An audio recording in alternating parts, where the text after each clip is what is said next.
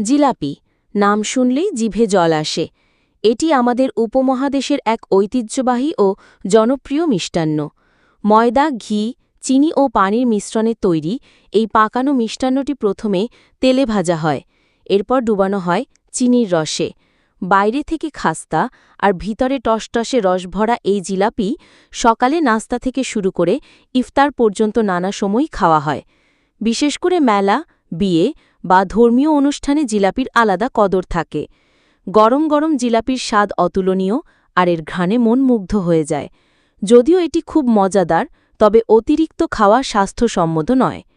জিলাপি শুধু একটি খাবার নয়, এটি আমাদের সংস্কৃতি ও আবেগেরও অংশ। এক টুকরো জিলাপিতে লুকিয়ে থাকে অসংখ্য স্মৃতি ও সুখ।